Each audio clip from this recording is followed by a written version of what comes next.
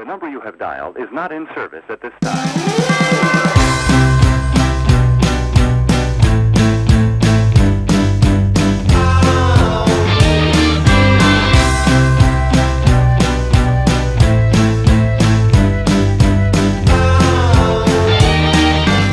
Welcome to Spotlight on the Arts. I'm Patrick Cristiano, your host, the publisher of TheaterLife.com, a website for theater buffs in New York City and the Hamptons. We cover Broadway and off-Broadway theater, as well as social events in New York and out in Long Island. And I'm coming to you from the LTV studio with a special guest, a friend of mine, Tom Clavin, the author or co-author of 18, is it now? 18. 18 books. Yep. Welcome. Thank you so much for Thanks for the invitation to be on the show. No, it's my pleasure to have you. I've been trying to get you here for a long time. You're a busy guy. I'm finally on parole. I'm free to do things like this. What are you on parole from? I don't want to say. So you brought some of your new books. I did. These are the last three that I thought might be of some interest to the viewers. Dodge City was published in hardcover in 2017. It's now out in paperback. Being Ted Williams was published. And Dodge City, tell us what it's about. Dodge City is, most people know about the Wyatt Earp and the myths surrounding him from the Tombstone days, when he was portrayed as a self-assured lawman. This is actually a decade earlier when he and Bat Masterson were best friends. They were only in their 20s, and they had their first real crack at being lawmen, and what happened to be at the time the wickedest town in the American West. So it's the story. This was Dodge City. Dodge City. And that was the wickedest town? That's what was considered, the newspapers all across the country kept referring to it as the wickedest town in the American West. What? You know, because people were shooting each other in the streets. There were cat houses all over the place. Cowboys were, the brawling, the drinking, the saloons. And into that raunchy setting came Wyatt Earp and Bat Masterson. What year was this around? This was 1875, 76, 77. And their job was to be peace officers, which meant not to outshoot the other guys, but bring peace to Dodge City. And it's the story of the few years when they were assisted by, first met people like Doc Holliday and some of the other characters who later became some well-known frontier legends. This is when they first met each other. This is when they first had their adventures together, and they had each other's back. How old were they? Bat, at the time that he first became a lawman in Dodge City, I think was all of 22 years old. Wow. Only 2 years later, became the sheriff of all of Ford County. Wyatt was still in his mid to late 20s. And their only experience previous to being lawmen in Dodge City was they were buffalo hunters. So they would shoot buffalo. What state was it in? Kansas. And was it a state then? It had become a state in the 1850s, yeah. I mean, right before the Civil War, one of the reasons for the Civil War is because of bloody Kansas. And I actually get more into that with a book of mine that's going to be coming out next February called Wild Bill, which is about Wild Bill Hickok, and he was very much involved. It's sort of like a prequel to Dodge City, because it takes place a few years earlier. Do you have the same publisher all the time? For my solo books, I have the same publisher, St. Martin's Press, and then for my collaborations, like the one that I can get to in a little bit with Bob Drury, the publisher is Simon & Schuster. You're very fortunate.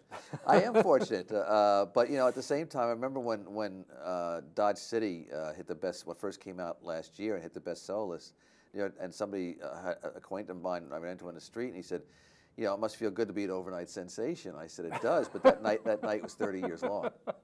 I knew that night was 30 years long. Yeah. I've known you for almost that long, right? Yeah, I guess. And it's not that the books I've done before have not done well, but it does certainly make a difference when, in the last 5 years, I've had 2, maybe even 3 New York Times bestsellers.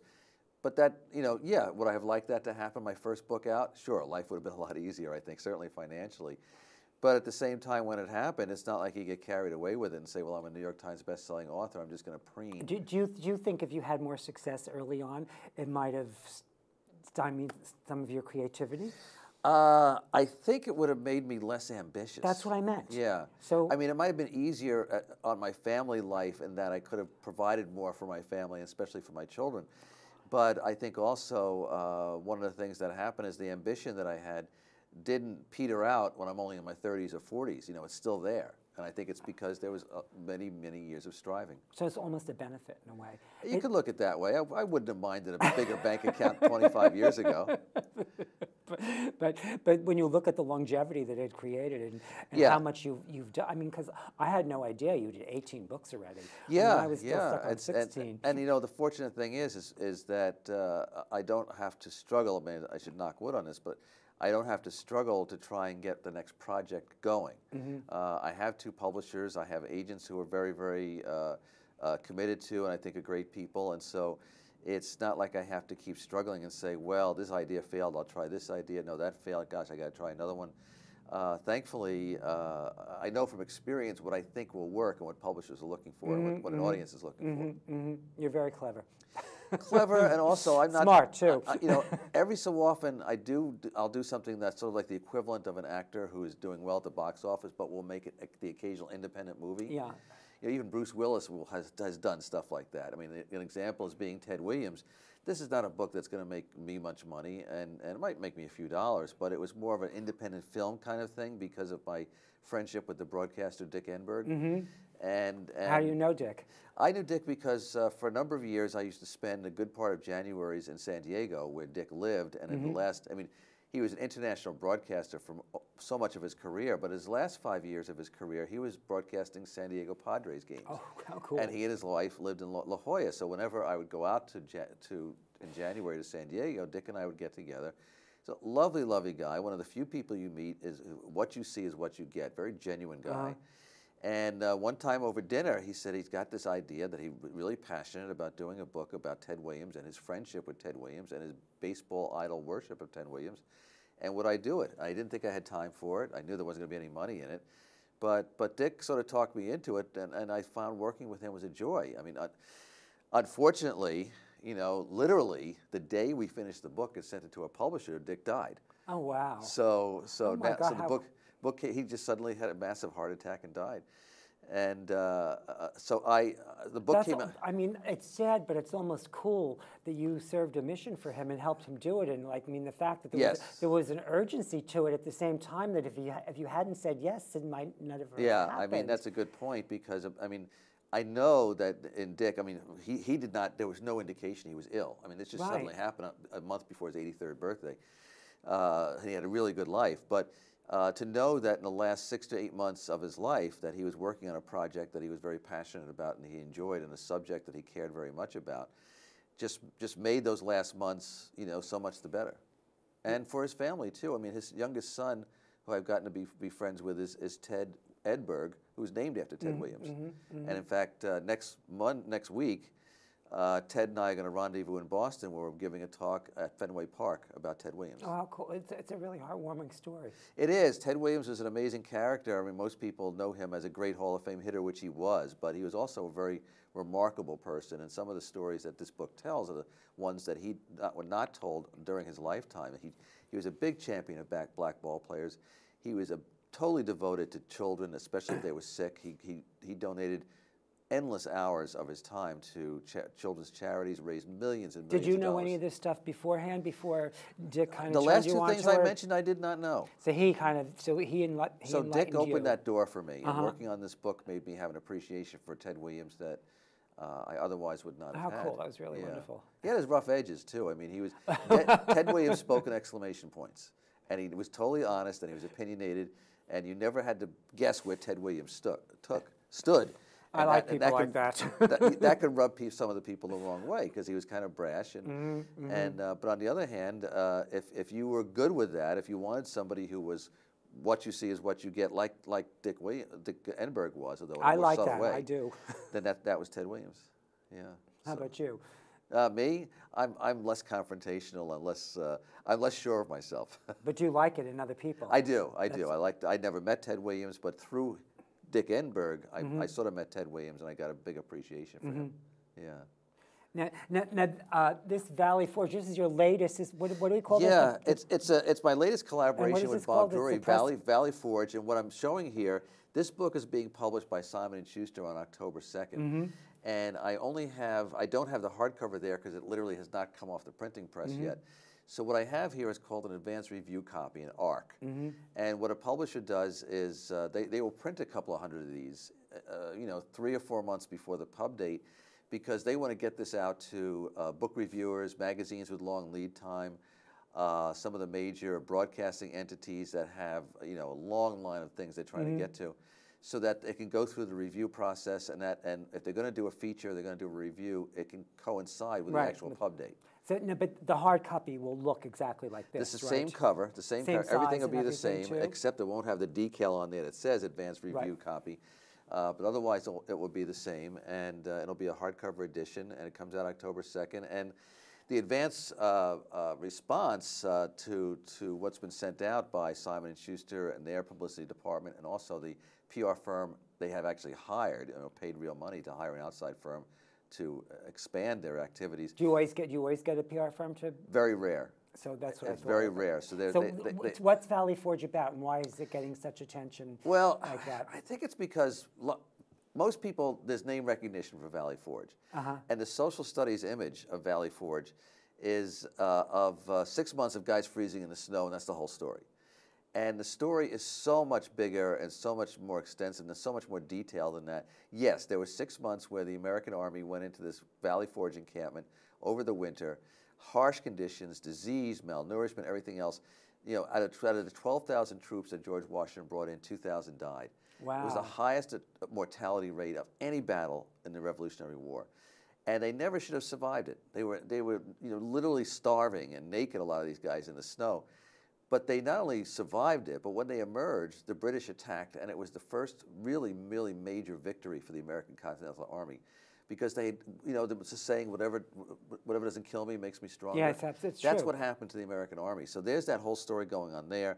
There's the great leadership abilities of George Washington, he was the reason why a lot of these men did not desert, didn't just take off. They said they would not leave. They revered him so much they wouldn't do it. He was surrounded by these young men who worshipped him: Alexander Hamilton, the Marquis de Lafayette, John Laurens, future presidents James Monroe, future Supreme Court Justice John Marshall. Ben Franklin, meanwhile, was in Paris working out the agreement that would bring the French in on the war with the Americans. What the British were doing, Martha Washington, Patrick Henry, this Major Andre, a British spy. Wow. All these, nobody really, I think, recognizes all these characters are part of the Valley Forge story. How long did it take you to write something like that? Well, this was a 3-year research project. I was going to ask you, that was where I was going next. Even just visiting the Valley Forge National Historic Park, which is a wonderful spot, and its archives there, is really just the beginning.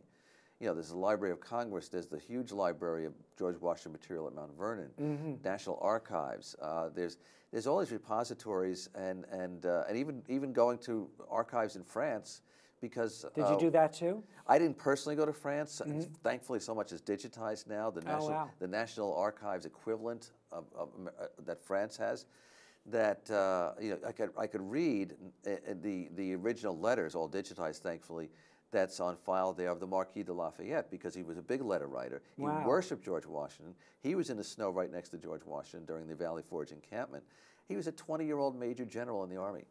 And so to read his descriptions of what was going on there was very valuable, and I think is something that's going to add really a lot of extra texture to the book.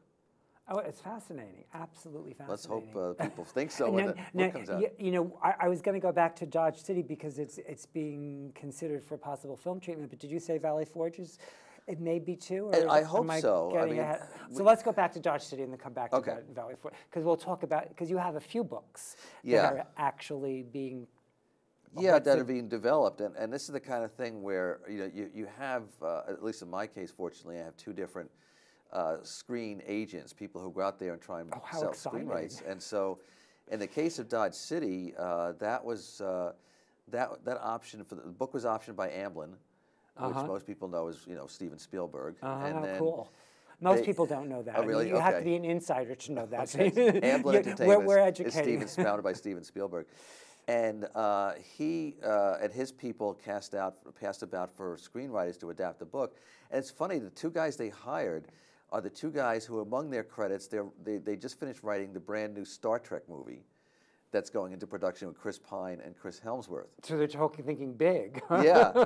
So they were hired. Last I heard, which was a few weeks ago, they finished the screenplay, and then now that's gone out to get a director attached. Do you don't get to see anything? It's just all out of your hands at this point? It pretty much is. I mean, according to the contract, if this actually goes into production, which could happen, I mean, it's significant that they've gotten as far as going out to a director. Is there a time limit? They every 18 months they have to renew my option. Do they have to pay you more money? Yes, they do. They have to pay me more money, and my next renewal is in September. So we'll see what happens. They could also drop it in September. Exactly, I understand. But I do get money to be a consultant if they actually go into production, which means. And is that negotiated? How much already too? It's all done. I'm just curious. Yeah, it's all done. It's all in cool. the contract and everything. And then the book that I haven't mentioned before, The Heart of Everything That Is, which was another collaboration with Bob Drury, that was a very successful book. What's that about? The title is fascinating. That's about the heart of everything that is. The Black Hills in South Dakota, the Sioux called Pahasapa, which translates into the heart of everything that is. That was their sacred place. Say it again. Pahasapa, the heart of everything that is. And the book is about the Sioux Indian leader, Red Cloud, and his protege, Crazy Horse, and their efforts in the 1860s to prevent the white settlers and farmers and soldiers from coming into the Black Hills area. And the Red Cloud's war, which was actually a war that lasted for 2 years, was the only war in American history that was won by an Indian against the U.S. government. The U.S. government actually sued for peace. So the book's about that effort and that war. And that's being, the screenplay is being written now, and I love that story. Yeah, that's really cool. That's an interesting project because the screenplay is being written. The project is intended to be a 3-season series on television. On television, so each season is supposed to be 8 to 10 hours. Right. So right now that'd be 8 to 10 episodes, probably. 8 to 10 episodes per season for 3 seasons. So their arc is to start the story with the first episode of the first season, and it's going to basically end in episode 30. And so what's being written now is the first 2 episodes, and then I guess if those and then that's going to be taken out to HBO, Showtime, FX, the networks, and see who wants this and who's going to finance it. And maybe a little scoop for the audience. Some people recognize this name, but one of the co-producer of this is Marcus Mumford, of Mumford & Sons, the musical group. Oh, wow. Who is enormously passionate about the book and the story. Yeah, about the story, and got involved with optioning the rights along with Peter Landesman, who is a director and a writer. Among his pictures was Concussion with Will Smith. And they got together and did this, and we already know that there's a female part being expanded for Carey Mulligan, because that's his wife. And so it's fine. She can play whatever she wants. She can play Red Cloud for all I care. That's a really good omen, I would think.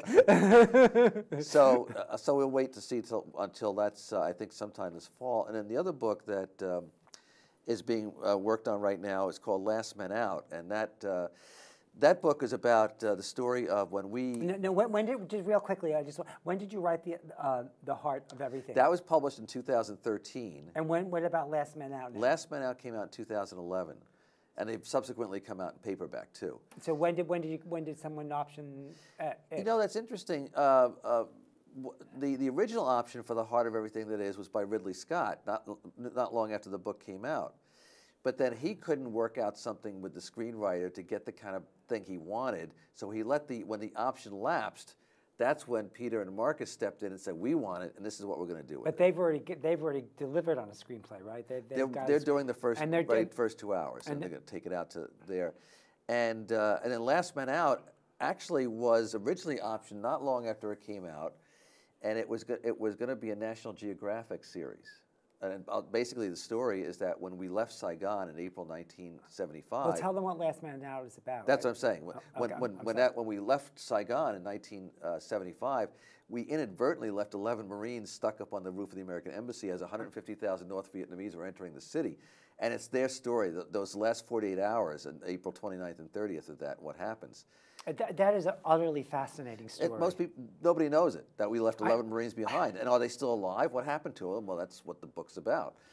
And then this with the screenplay, this what the movie would be about too. yeah, and originally it was optioned by Barry Levinson's company. Oh, you have some really good people optioning your Yeah, stuff. knock wood. Yeah, and then they actually it was going to be a 10-episode limited series. The first 4 episodes were written. There was a regime change at National Geographic. The new person didn't want the old person's projects, That's always. so they didn't go forward. So it lay dormant for a bit. Oh, I hate when that happens. Isn't that? And then just in the last few months, we were contacted by a guy named William Wisher, and he is doing on the screenplay now. He said it'll be done by October, and that's not a household name except for some of the projects he'd done. He co-wrote with James Cameron the first 2 Terminators, and he wrote one of the Die Hard movies. Sorry, Bill, I can't remember which one. So he's got a lot of. So he's clout got behind him, financial clout. he and Cameron still work together because they've known each other since high school. They were best friends since high school. So he loves this story. He's adapting the screenplay from the book about the story of those 11 Marines, and in that sense, we're sort of consultants because, you know, if there are any of these guys still alive, the only way he's going to have access to them is through us because we stay in touch with these guys. Are any of them still alive? That gives away some of the story, but yes, some of them made it out. And but not all of them. Not all of them are still alive. But okay, did they all make it out? They all made it out, all 11 of them, and in a very dramatic fashion, and which is the climax of the story. And so. You have to read the book. I'm not going to. Yeah, you really do have to read the book because. I mean, but the people could research it and find out without reading the book. Could they find? It's hard to find this information because it was. You know, for obvious reasons, the American government did not want to publicize that we had made a mistake and left these guys behind. So even their making it out was not publicized. You know, let's keep quiet about this because if we tell people that these guys, you know, got out of Saigon, got off that roof somehow, and especially in a more dramatic fashion, that would really piss off the North Vietnamese. Then we have to reveal what they were doing there in the first place. Which then we have to reveal we made this huge blunder. You know. And even Henry Kissinger, when as soon as he announced to a national audience that the last Americans are out of Saigon, as soon as that press conference was over, they pulled him aside and said, "Actually, Dr. Kissinger, there are 11 guys still there." And he says, "What are we going to do?" And they said, "I don't know. We don't know what to do." It was left basically up to the Marines themselves to figure it out. Well, with no support. No, the evacuation operation had shut down. There was nobody coming back for them. It was over. And they're surrounded by 150,000 Vietnamese soldiers and tanks. So how they got out is the story. It's mind-boggling. It is. It's amazing. You've got me curious. I'm ready to read it. There you go. Well, it's another one. More royalties. I'm sure the library has it. You don't have to buy it. But we didn't. We were going to Valley Fort is possibly going to be optioned. I kind of digressed. Did we take? Yeah. Well, what happened now? Did we do that? And we're going back to it. Now that we have what's called the advanced review copy, our screen agent works for Rain Management in Los Angeles. He's got several copies of these, and his job is to sort of, you know, he keeps his ear to the ground and who might be looking for what they call a period piece. You know, so if you have somebody who's only interested in projects that are taking place today, you don't try them with this. But there are some producers, there are some entities. You know, HBO did, of course, John Adams, which was very successful. You know, who's out there that would be interested in doing this story that's never been portrayed on screen before? And especially to portray George Washington on screen. It's very interesting. He's almost like Muhammad in American popular culture. You never see George Washington played on screen. Lincoln, dozens of times. No, all you hear is about the cherry tree. You hit a cherry tree, which is not really true. Right. But George Washington is almost like he's too sacred to be portrayed, where one of the things this book does is really humanize him. Here's somebody that was agonizing on a daily basis about the attrition that was going on, the suffering his men were going through, and at the same time, he had his own Continental Congress was trying to depose him and replace him as commander-in-chief. So, you know, it was a very, very stressful time, and he comes off, yes, as a great American leader, but at the other hand, you know, we have a scene of him, you know, slipping out of his cabin. You know, he's there with the troops during all this terrible situation, slipping out of his cabin in the middle of the night in February, kneeling in the snow and praying. He was at wit's end. He didn't know what else to do but pray. Wow, what a profound story. Yeah. So I'm hoping. When you think of George Washington, you don't think of his spirituality. It's something you don't. That's a good question. That's never yes, come across you, very right? good question, because he was not a organized religion man. He rarely went to church. He wasn't somebody that the closest he got is he would write in his letters something like, "Thanks to the intervention of divine providence, we were able to save the army from total defeat." That's as close as he got. He did, however, endorse if Sunday services, even at the depth of despair at Valley Forge, when these guys are shivering in the snow, he would support services held on Sunday because he thought it was a way to keep the men, their spirits up a little bit. But he never himself was a very religious man. But he had moments, I guess. He had moments when everything else had failed. And why not? But I think that's why. Which means it had to be something of his foundation, even if it wasn't a constant source of. Right. Yeah. I mean, he was a man of his time. I mean, there was, he was born in 1732, and when this was taking place in 1777 and 78, he was turning 45, 46 years old, and he was a man of his time, and that there was a fundamental belief that there was a higher power, that there was a Christian God. But he was not one that he didn't walk around with a Bible. Yeah, I got it. I mean, he didn't rely. It wasn't a first source. Within him, there was a separation of church and state, which became the law of the land too. And then there's a part in the book toward the climactic moment of the book. We're running out of time. Okay. But, I mean, we have about a minute. The climactic moment of the book is at the Battle of Monmouth Courthouse, which was the first time that the British retreated from the field of battle against the American army, which is a real turning point. It came when they emerged from Valley Forge, and Washington was front and center, facing fire on his white Charger. He was an easy target. They could not find a way to kill Washington, and he stopped the retreat of the American army themselves, and he sort of like planted his sword there, and there's a line in the book that I love. It says, "Where he stood, so stood the American Revolution." If he had not defied the British, if he had not stopped his troops there from fleeing, the revolution was over. And that's basically the climactic moment of the book. Wow.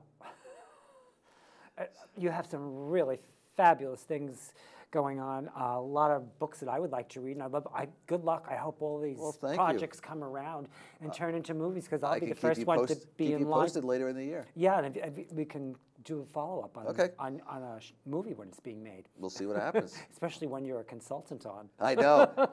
What a mistake they made doing that.